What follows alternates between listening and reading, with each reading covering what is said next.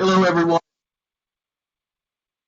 Hello, everyone, and welcome to Poetry at Tech. I'm Travis Denton, and I have the good fortune to serve as associate director of the program. And thanks for being with us on this rainy night in Atlanta. I hope the moon is out where you are, or if you like snow, then well, I hope you've got snow where you are. But the circumstances are such that we still can't all get together in the Kress Auditorium at Georgia Tech. The Kress is the home of Poetry at Tech. It's fantastic that we can all come together virtually to share in our common love for poetry. One of the great things that unites us, and it's more important than ever in these days and times. The upside to this virtual environment is that so many can now attend who normally wouldn't be able to because of distance, because of location. For example, right now we have folks from the Philippines with us, from Canada, Nigeria, Great Britain, California, Oregon, Brooklyn, Miami, Maryland, you name it. So it's wonderful to have you all here. If you're a longtime friend of Poetry at Tech, or if this is your first time joining us, we're glad you're here. Thanks. I'm tremendously excited that Natalie Diaz is with us tonight. Natalie's been on our wish list of poets to bring to Poetry at Tech for years now. So I'm glad we can make that happen finally tonight. I'm excited that Chioma Urama is with us tonight as well. She's the winner of the most recent Georgia Poetry Prize, and we're celebrating the release of her brand new book tonight. More on that in just a bit. But before we go any further, I want to thank those whose gifts made Poetry at Tech possible some 20 years ago.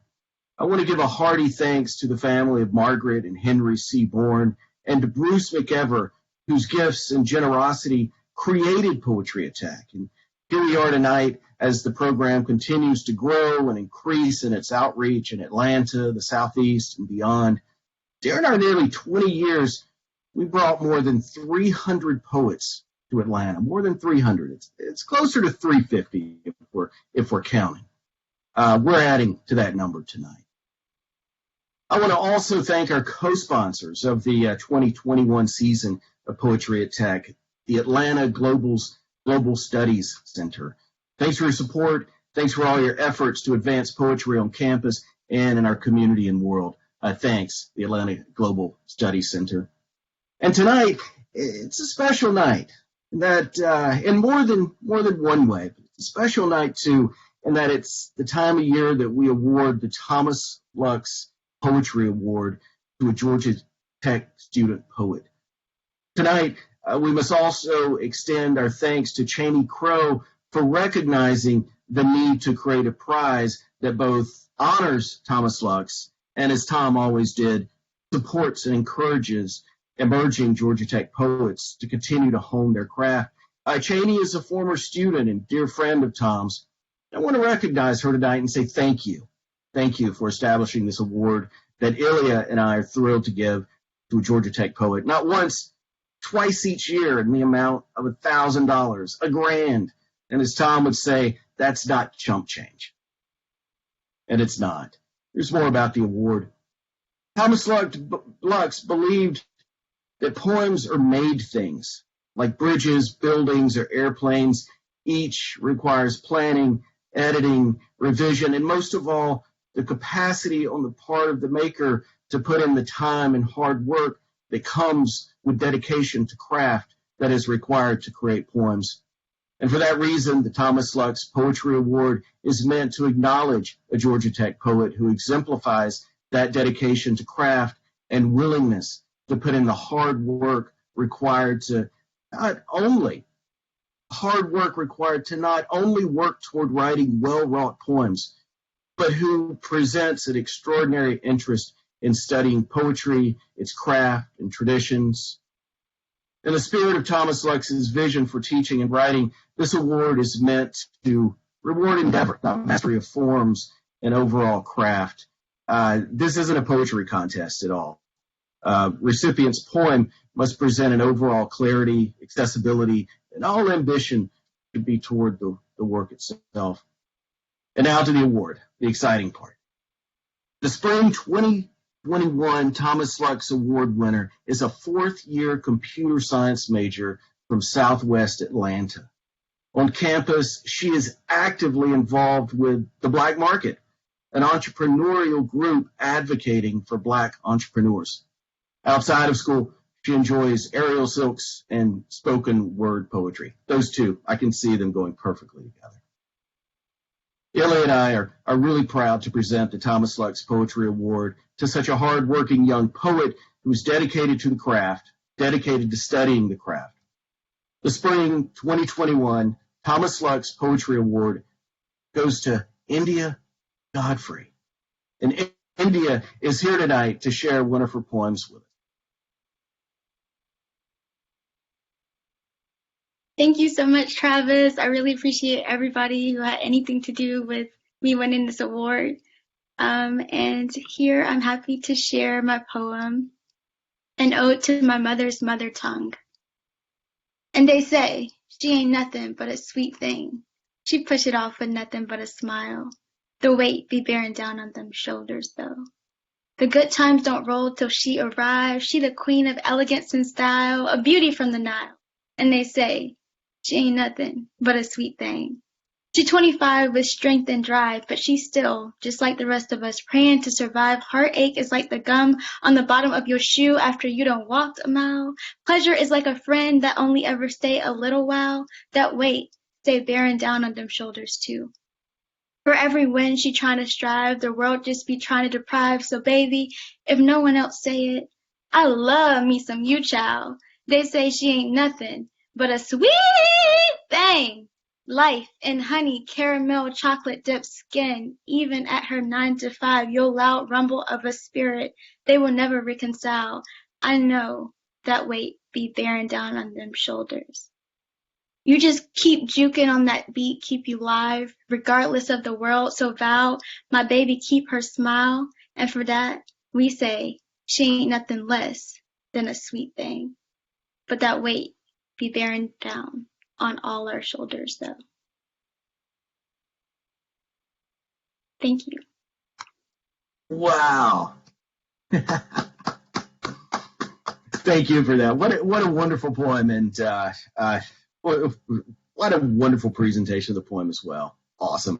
Hey, thanks for being here tonight, India, and congratulations once again. A well-deserved honor. And might I say, the check is in the mail. That's one of the poet's favorite phrases. The check is in the mail. So thank you. Thank you very much. Good phrase. Thank you.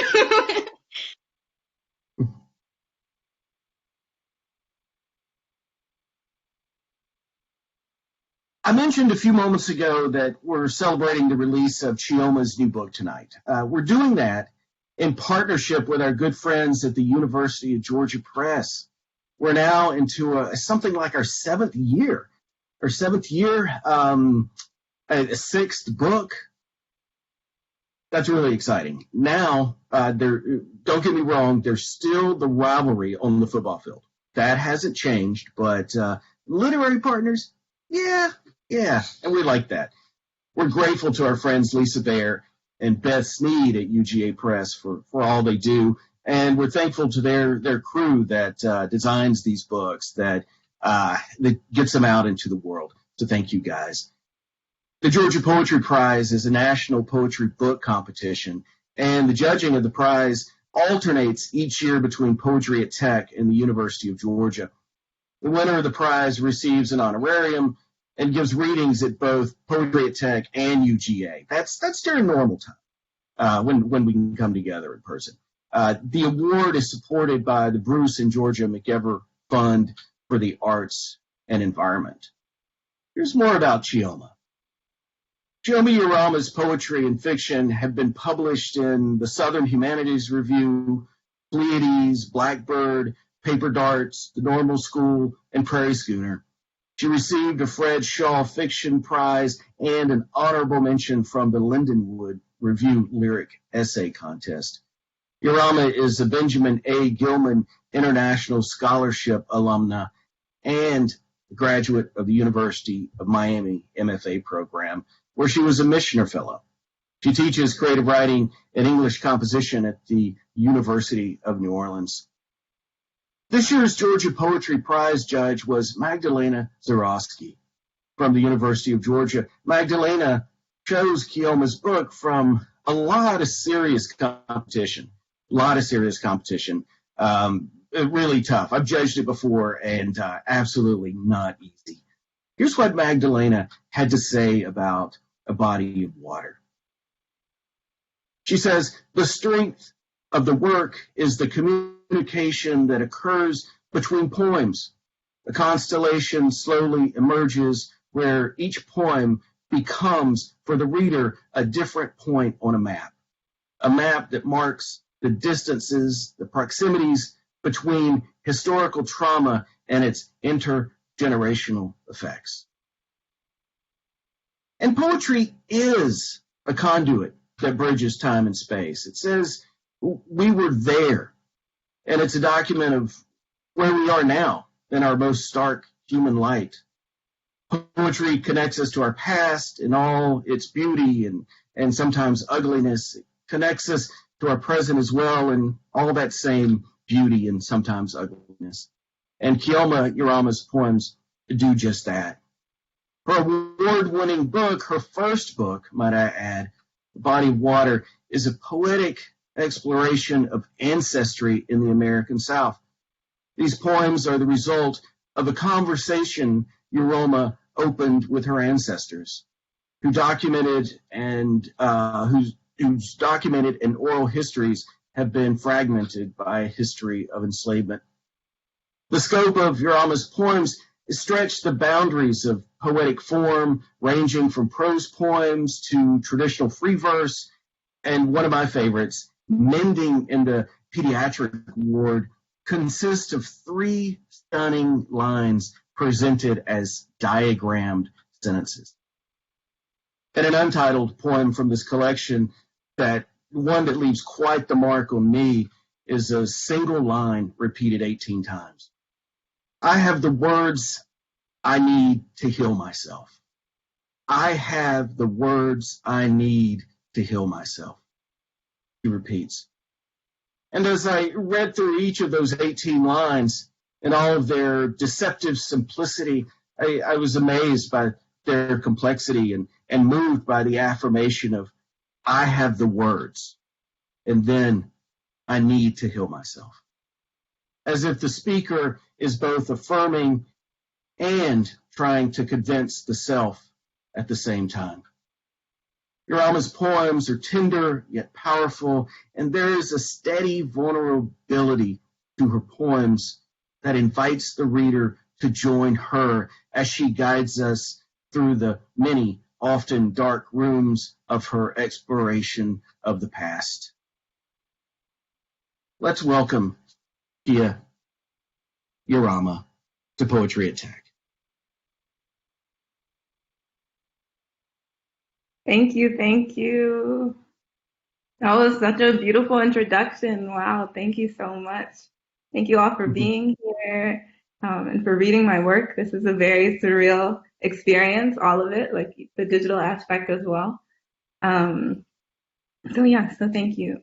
I'm a little bit nervous. There's 154 people here. Okay, so I'm gonna get started.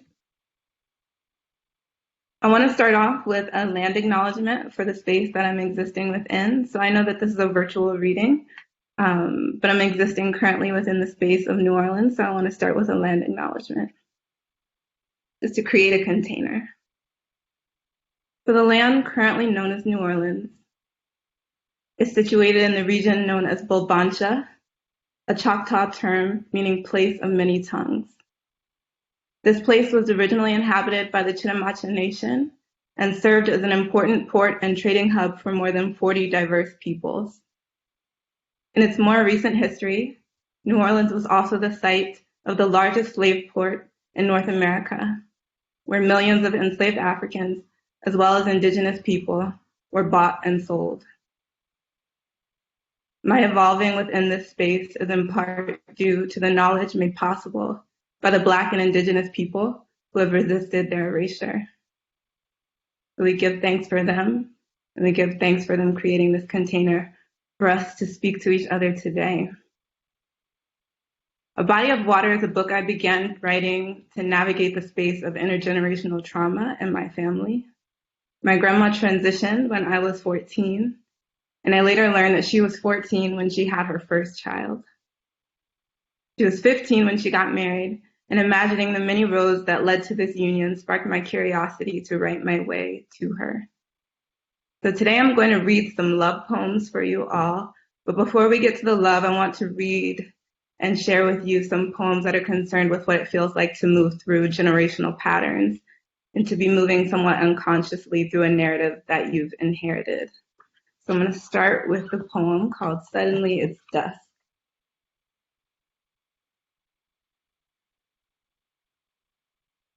I feel most colored when I'm thrown up against a sharp white background.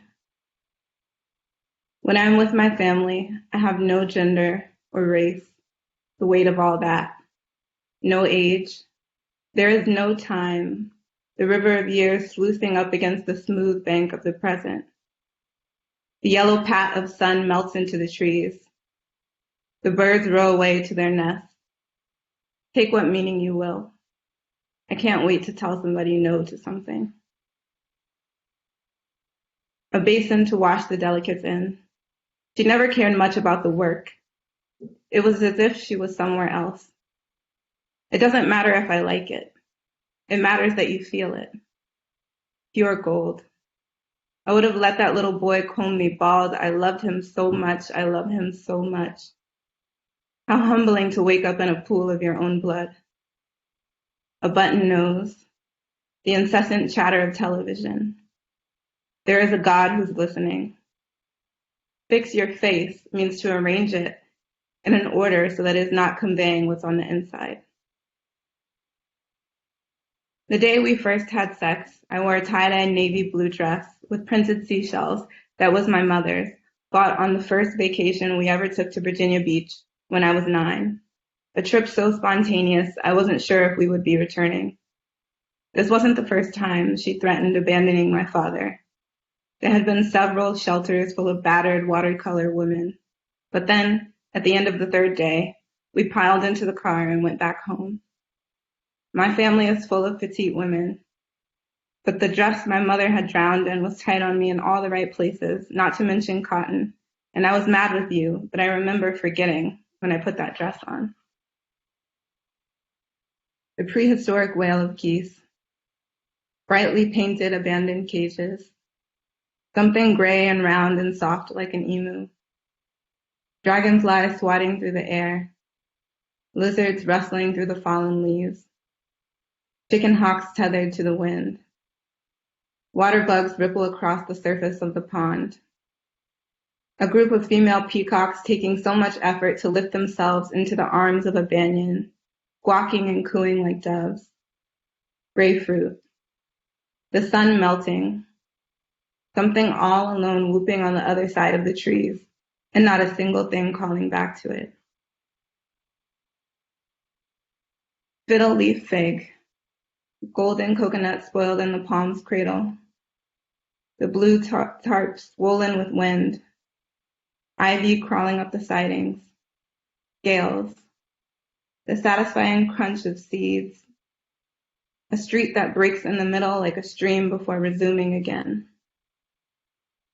What kind of writer are you? A black one. The crow in the branch warns the one in the street picking at the tattered remains of a squirrel. The procession of geese moves further into the field that's slowly becoming a pond. What genre is that? A house glowing like a jack-o'-lantern through the trees. A tipped safety cone. The bench dripping mist. What do black girls have to say? Sirens echo off the brick schoolhouse. The field quivers beneath fingers of wind. The geese jump up and row away. The next piece I want to read is one from my grandmother. So this is titled "The Revolution Will Not Go Well with Coke and Other Notes from My Grandmother." 1. The Bible is a guide so much as any other self-help book. 2, listen to your body. 3, listen to your intuition. 4, you're in more danger when you don't use your voice than when you do. 5, you can't help anyone if you don't first help yourself. 6, your imagination can create as much beauty as it does fear. Meditation is a practice in quieting and strengthening your mind, the same as any muscle. 7, write it down. Let those feelings out. 8, push good energy into the world. 9, apologize when you've made a mistake, no matter how small. It matters to be able to admit you've learned and are growing. 10, if something makes you feel strongly about it, good or bad, go more deeply into that thing. 11, you are beautiful, you are powerful, remember this. 12, honor your creativity by keeping your space positive and in order. 13, dance often. 14, wash your hair at least every 3 weeks, like a fine cloth. 15, all of your writing is necessary. Good and bad are relative and often irrelevant. Ask yourself instead, does it make you jump? 16, don't be afraid to do what you need to do for yourself. Whether it's ignoring that call, telling that person the truth, cutting that person off, go with your gut. 17, everything around you is comprised of energy. TV, music, images, blogs, etc. You must intuit whether this energy is energy that best serves you. 18, you are created in God's image. 19, you're comprised of millions of years of information. Tap into it. 20, you are a sensitive, spiritual person. It's in your DNA. This is a learning process. Also, breathe into your hips. Work on opening yourself up. Create a home inside yourself. Paint the painting white. So since the world got still last year, more and more I've been contemplating the idea of nourishment and what it feels like to be well fed. And I've been reading the work of Nii Oshundari lately. And after surviving the trauma that was and is Hurricane Katrina, the first thing that Nii published was a collection of love poems. And I've been thinking a lot about this action, right? Our necessary gravitation towards love when the world gets challenging. There's so much power in being loving and expressing love. So let's read some love poems together. The first one is a new poem called Show Me. The condition of my heart today has everything to do with you. I am in a soft room reflecting the melody of your voice. You said I would see if I sat back and allowed the static to entangle itself.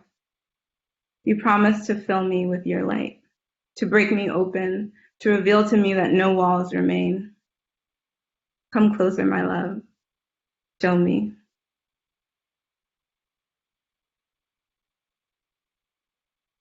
The next one I'll read is titled Blue.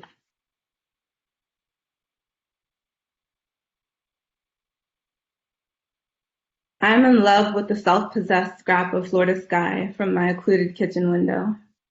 What a wonderful way to be propertied. And I think this is the spreading feeling my ancestors must have had when they looked up and took the name down for themselves. You see, I cannot think of Blue without thinking of my grandmother, without thinking of my grandfather, who I only knew through the static of the VHS tape he sent me because he had never been taught to write. This is the spirit with which I was poured into the world. Blue was my first language, the ink my mother bathed me in, christened blue-black girl, my blue-black brother crying, crying. Blue is my lens, the pastoral violence of Virginia childhood lulled to a swollen, yawning innocence when blanketed in this color. And I cannot write about Blue without writing about Billy, without writing about swaying to the coppery rest of her voice on the patio under a broken fingernail of moon with you.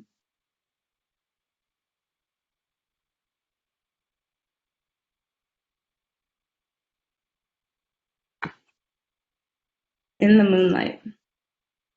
In the moonlight, your body, something borrowed, something blue, blooms. Desire now a compass carrying us further into dark.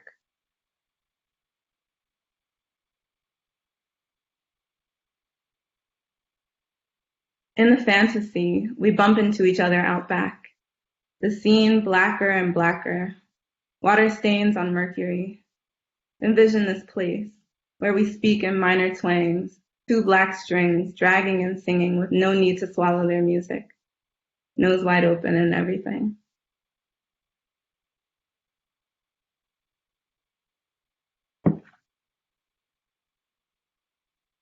A list of things that give me pleasure, or redirecting my body toward pleasure.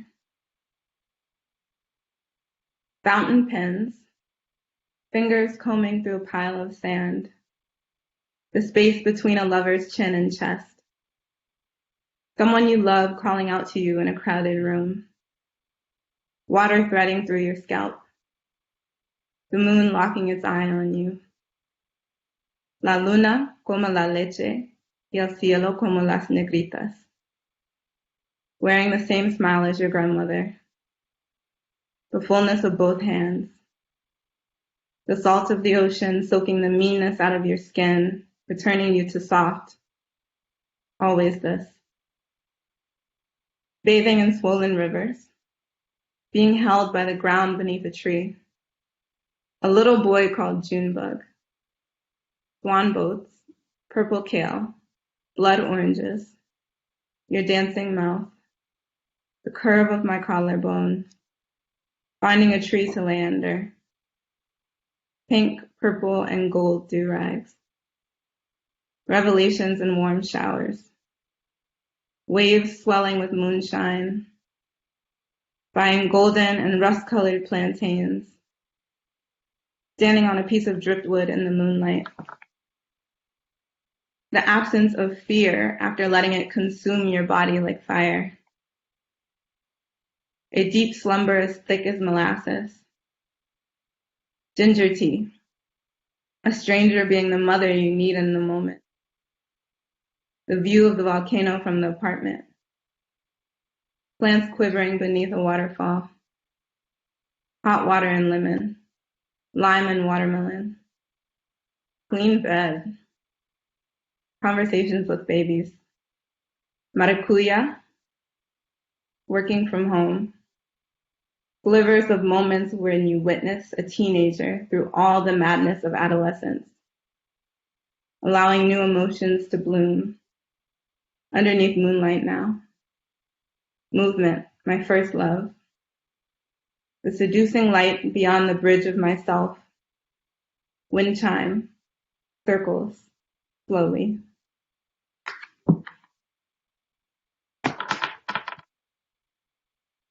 I've been creating and sharing love poems with my friend Jade Herder. I'm not sure if she's in the room. I'll check after.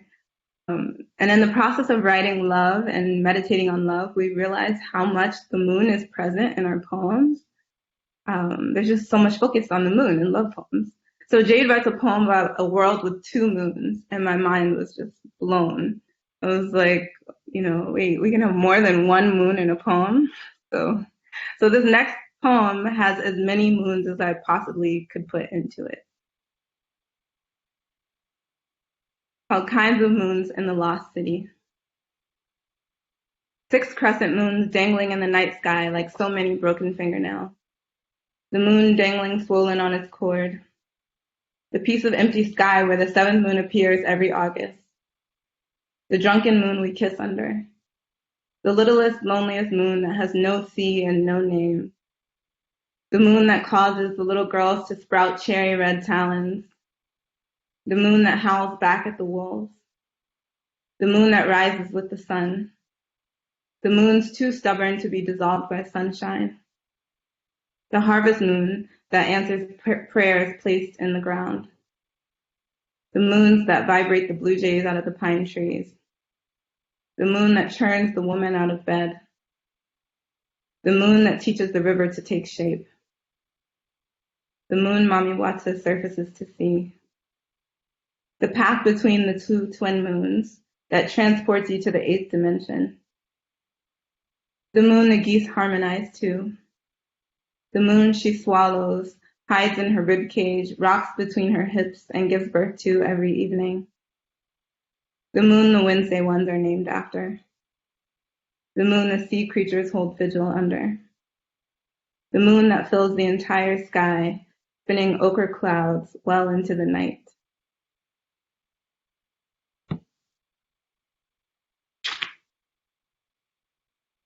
I'll close with this last poem about the body. This poem is called Body no Be Wood. This body will break 1,000 times, and you will burn through her again, soot to soil, this body made of wind chime and stardust and mud and pieces borrowed from hands that will turn them over and over again and again. This body make war, make good on its promise to fade and falter and break, to chant and sing and fold, to be home in an erring world. This body, this delicate thing made of water. Thank you.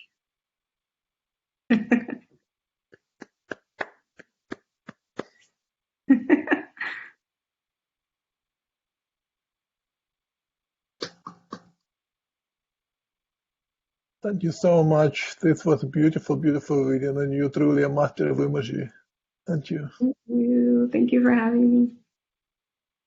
It's an honor for me to have the chance to introduce Natalie. Natalie Diaz is the author of 2 books, including Postcolonial Love Poem, which have been shortlisted for the National Book Award and T.S. Eliot Prize. She's been recognized with the London Fellowship, Princeton University's Hodder Fellowship, MacArthur's Genius Fellowship, and many other honors. This recognition is just.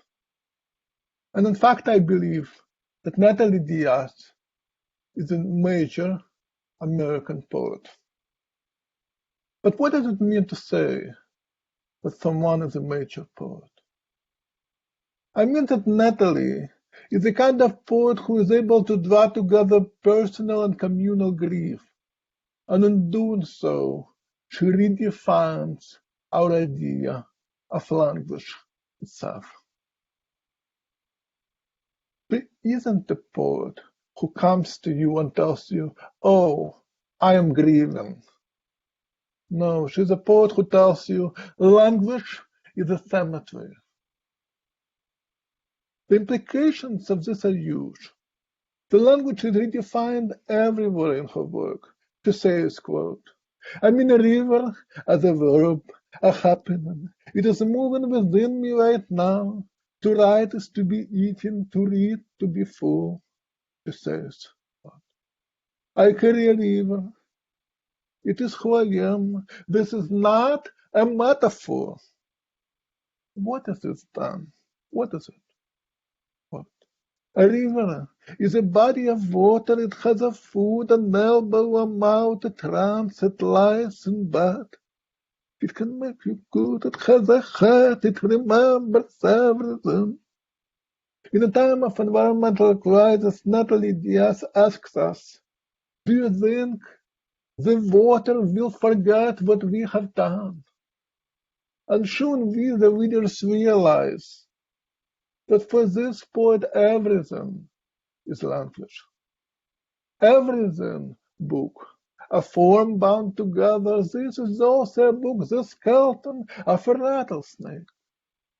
I say Natalie is a major poet, and by that I mean that she teaches us how to see things anew, even since we thought we already know, like death. She says, maybe death is a way to clean the self of the body, to celebrate it. A celebration should leave a mass. This, my friends, is a metaphysics. But once I reach that conclusion, I go to the next poem, and there I see she's a love poet, an erotic poet, a poet of the body. She writes beautifully of sensuality, of 7 days of your body. Hers is the poetry of desire, where, quote, wolves appeared and disappeared, over the hill of my heart. But then I go to another page, and there I see that Natalie is a fiercely anti-racist poet, a voice who recognizes that we live in the late empire and works to find a language that confronts it. And frankly, often, all the time, I don't need to turn pages, because in her work all those things happen at once, on the same page. And from one side of the book to the other, from one book to the next, there is a real heartbreak. The heartbreak is the unforgettable poems about her brother. From powerful, spellbound portrait of a brother emerges something that's very real, and yet it casts a spell. Quote, he puts on his shoes. You started with your mouth, he pointed. Where are you going? I asked it. To ride the Ferris wheel, he answered, and clammed it inside me like a window. I can go on quoting her poems all evening, but I think you already know what I want to say. Natalie Diaz is a major American poet. Please give her a very warm welcome.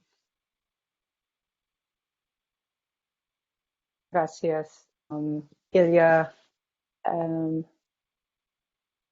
know, can I see myself? Or you can see me, right? I can't see myself, so I'm just going to assume someone will beam in on me if they can't see me. But gracias for having me. Iwan Jahotan, Kivak Idum. I'm joining you all from India. I only see your face, so stay with me through this reading, all right? Yeah, I'm joining you all from Makava Matanj, Mahaviland. So it's lucky to be with you all tonight. And gracias Travis and Ilya and Beth, who popped on earlier, but for all your work and making this space and bringing us together, and India for that really beautiful reading. So what's your course of study again? Computer science. Yeah, we need more poets in computer science for sure. And we need more computer science folks in poetry, apparently. So anyway, gracias for that. It's also really lucky to be able to be a small part of the energy of Chioma's book, A Body of Water. And I'm a sucker for any body of water. So yeah, it's lucky to be with you tonight. I'm going to read just from Post-Colonial Love Poem. And then I'm going to read pieces from a longer poem. So I'm going to say longer poem up front, so you'll be a little bit uncomfortable through the rest of the reading, wondering just how long she means when she says that. But it's a poem that I have been spending most of my time with since the quote shutdown, lockdown, pandemic condition. So, and I was thinking in particular about what the pandemic meant in my desert and on my reservation. So I'll start with a couple poems and try to keep up with some of the energy that India and Chioma gathered for us. So I'll start with an oldie but goodie love poem. It's one of my favorite poems to read. It's from when my brother was an Aztec.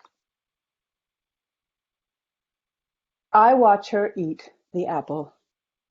She twirls it in her left hand, a small red merry-go-round. According to the white oval sticker, she holds apple number 4016. I've read in some book or other of 4,015 fruits she held before this one, each equally dizzied by the heat in the tips of her fingers. She twists the stem, pulls it like the pin of a grenade, and I just know somewhere someone is sitting alone on a porch, bruised, opened up to their wet white ribs, riddled by her teeth. Lucky. With her right hand, she lifts the sticker from the skin. Now the apple is more naked than any apple has been since two bodies first touched the leaves of ache in the garden. Maybe her apple is Macintosh. Maybe red delicious. I only know it is the color of something I dreamed, something I gave to her after being away for 10,000 nights. The apple pulses like a red bird in her hand. She is setting the red bird free, but the red bird will not go. So she pulls it to her face as if to tell it a secret. She bites, cleaving away a red wing. The red bird sings. Yes, she bites the apple, and there is music. A branch breaking, a ship undone by the shore, a knife making love to a wound, the sweet scrape of a match lighting the lamp of her mouth. This blue world has never needed a woman to eat an apple so badly, to destroy an apple, to make the apple bone. And she does it. I watch her eat the apple, carve it to the core and set it wobbling on the table. A broken bell I beg to wrap my red skin around until there is no apple. There is only this woman who is a city of apples. There is only me licking the juice from the streets of her palm. If there is a God of fruit or things devoured, and this is all it takes to be beautiful, then God, please let her eat another apple tomorrow. And then I'll pop over to, it's lucky to be in this, like I say, this energy of love and tenderness that of course is happening, in the middle of, in the midst of, encompassing all these other ways of life, which are often unbeautiful. I've been pressuring the word beautiful all week. So beauty, there's no such thing as beauty lately. And then,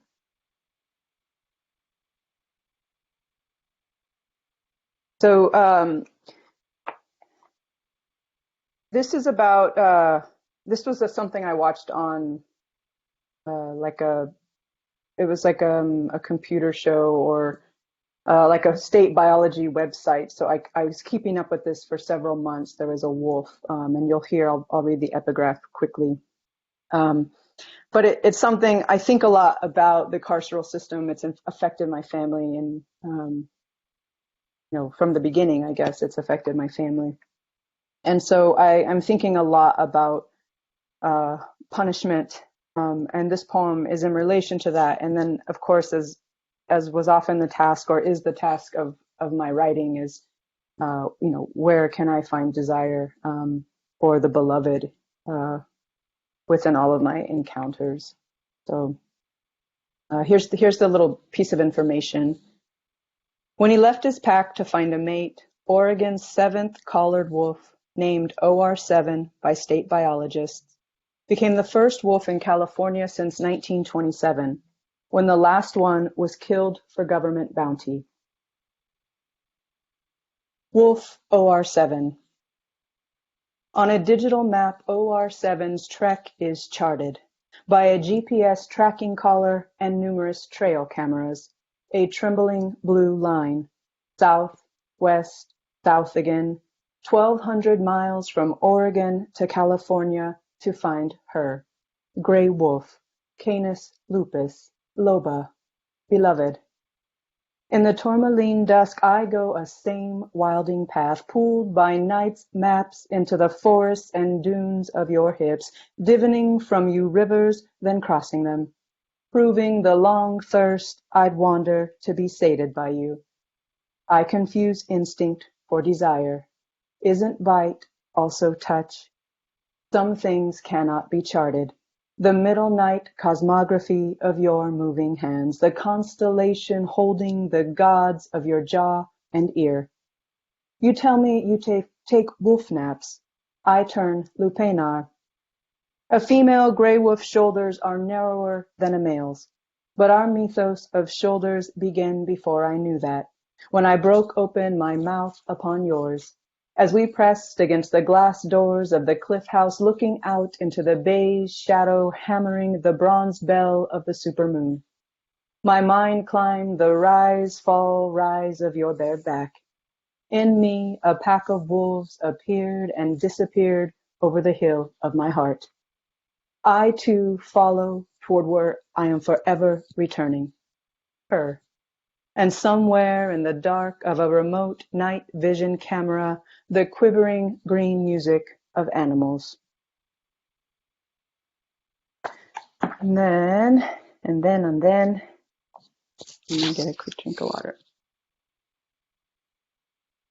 Okay, so I'm going to read this longer part next. That way, in case it goes a little poorly, I can like pick you up maybe with something a little brighter at the end. So this is new.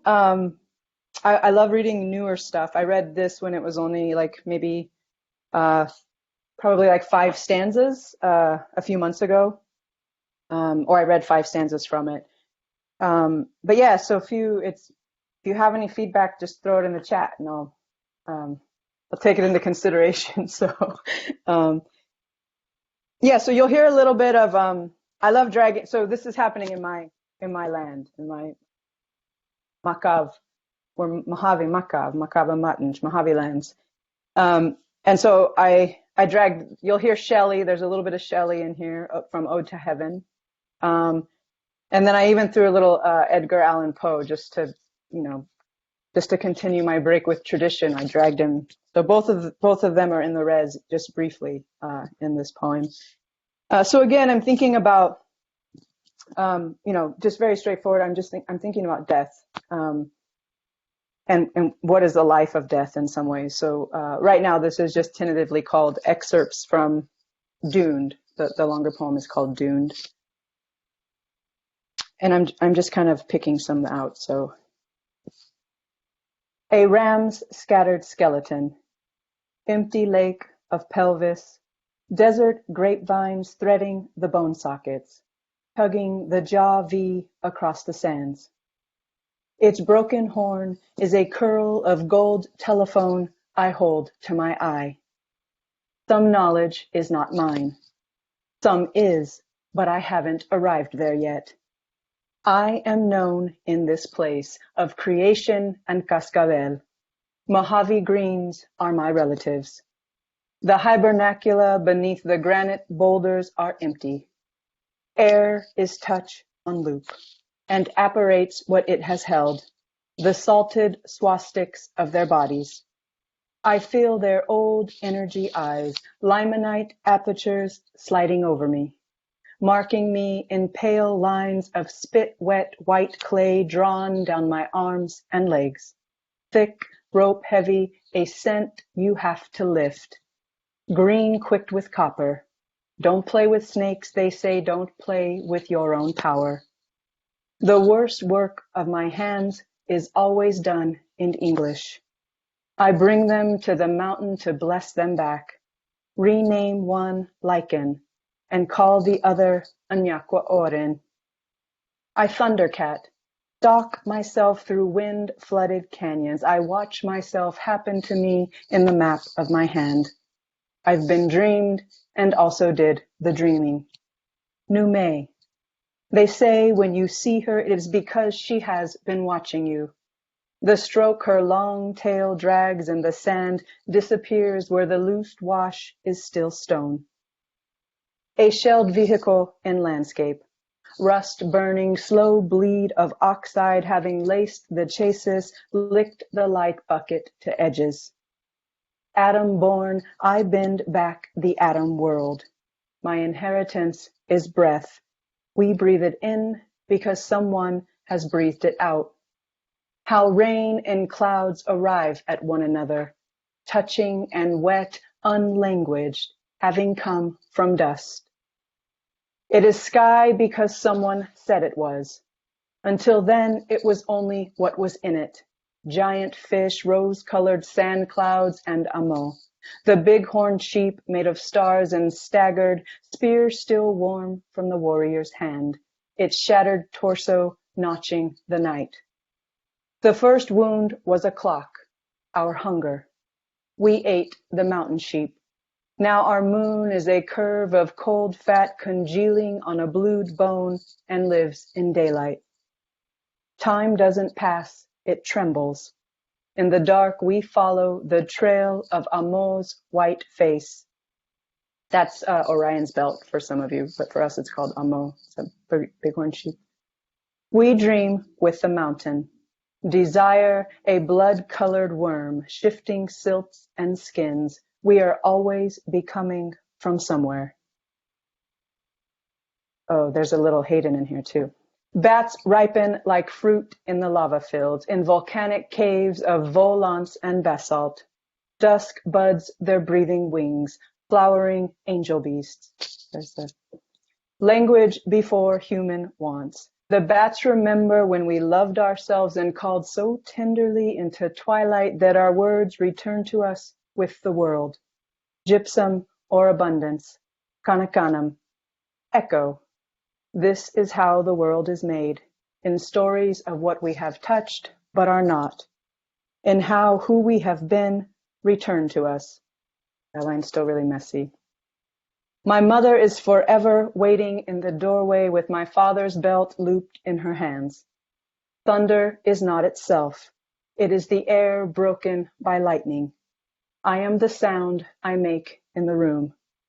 My lover edged in blue gold, strapped with night until the softness of her hips is disrupted, her light wet hands and cock. I have a power I am learning to be careful with. In the beginning, we didn't understand the bullet. It had no head, no arms or legs, menementic. We named it hot and bright. We named it of the sun. A warrior is not a man, but a pathway for living. We had no word for shore, only where water holds the land. They gave us shore for the bullet to arrive on. Then they said our flesh was shore. So we evolved and named the bullet bullet. We name things for what is done there. Then the injury of becoming human, hand from wing, the diurnal carpus blooming petals of wrist bones. Now we say ancient ocean, while we pale and ache limestone and fossilized shells. The horse has been dead in the dunes all summer. The sun-chromed ravens opened each bright window along its bloated belly and unthreaded the red curtains. Desert as Plutonian shore. The torso open, a sand-torn sail of hide flapping above the funeral boat. In Mojave, a horse is what it does and how it does it. But our word for boat is wooden box. Mesquite pods drip in the light from turquoise branches. Coyotes mistake the pool for moon water. If the shepherds don't poison the coyotes, they eat the pods and scat out the beans. Scarification, the obligation of breaking, of splintering and overwhelm. Every scar has lost its wound. In the loss, I shift shape, become. 100 coyotes in the Anai Grove, weeping from every fleshed door of my body. Looning, lonely, the sand sea around me booms. The land of death is a doomed land. Zarek, Sayai, Sayat. We burn our dead, we say, because we do. Touch me, I say, because it's a story we become. A long time ago, the wind licked Coyote's skull to glass. That's how we happen. So maybe the only lines I have right out of the last ones. I feel like that those are like some pieces. But I know you all didn't have a choice, but gracias for just letting me read that out loud. I was trying not to edit as we go along, and then I'll just finish with one small poem. But yeah. And so this poem feels. I want to read this poem just to be alongside, I think, Chioma and India, and just some of the, I thought, like the generosity that you all offered, and just some of the ways I think I'm able to look back at myself through those poems in a tender way. So this poem is called "They Don't Love You Like I Love You," and it's pulled from let's see. If you know the yeah, yeah, yeahs, I'm going to drop it in here. That's the song Maps. And then it's also, hold on. I mean, I know you all know this one, but. Yeah,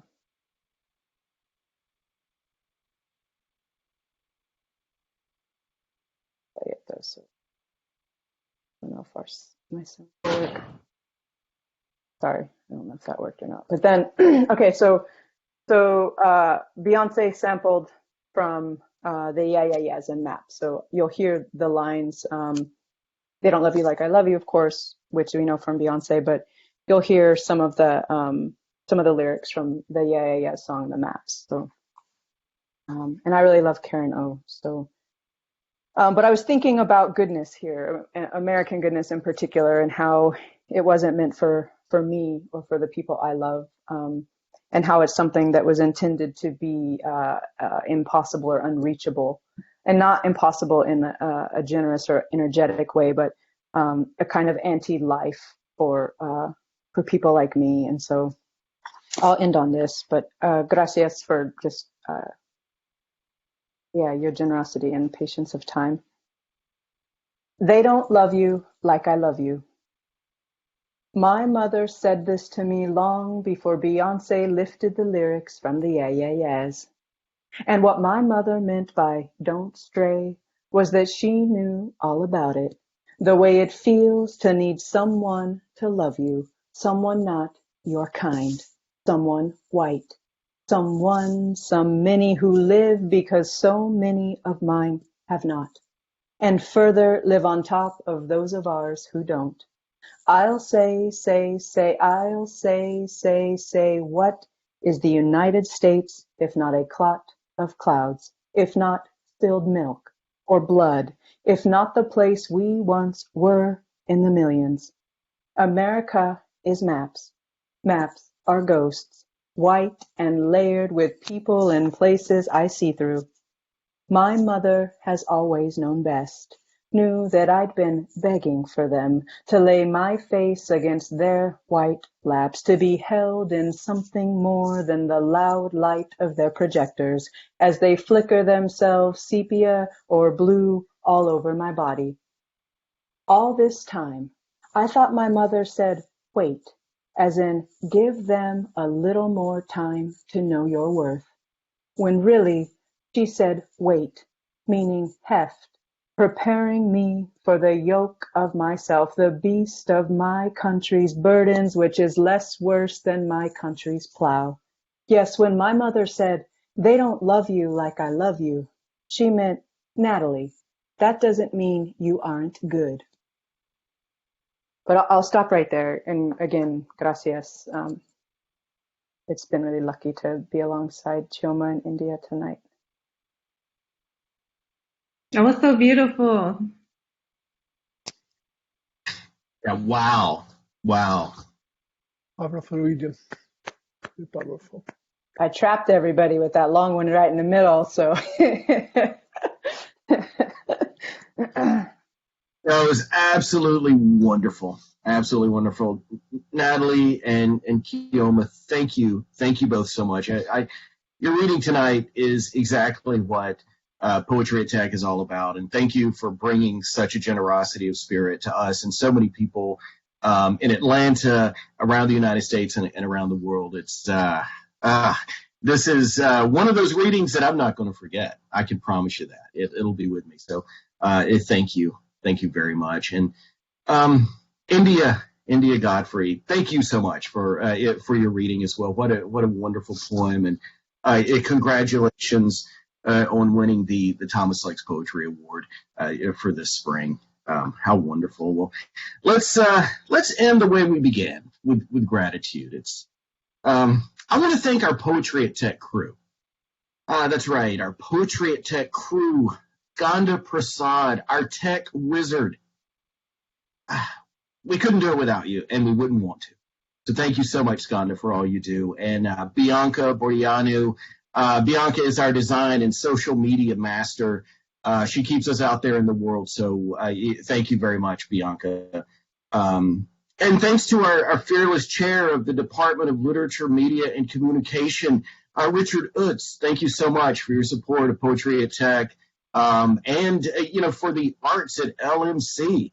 Thanks so much for that. Here's a couple things that's coming up. March 18th, we have the Atlanta International Poetry Festival and Translation Summit. That's featuring Vivi Francis, Valzina Mort, Mario Chard, Hanif Abdurakib, and yours truly, along with an acclaimed group of Belarusian poets. That's on March 18th. April 7th, join us for Arthur Z., Maggie Smith, and Bruce McEver. And, of course, we have a poetry workshop coming up with Maggie Smith. Right, Maggie Smith on March 18th. Actually, that's going to be March 20th. The workshop with Maggie Smith. So watch your email for more information on how you can attend the workshop, or check out poetry.gatech.edu. That's our website. We'll have all the information up there very soon. Very soon. Thanks to every one of you for joining us tonight. Stay safe, and let's keep in touch.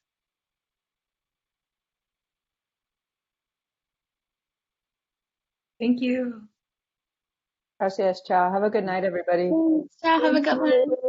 Dream Nice well. meeting Dream well. Gracias, Ilya. Ciao.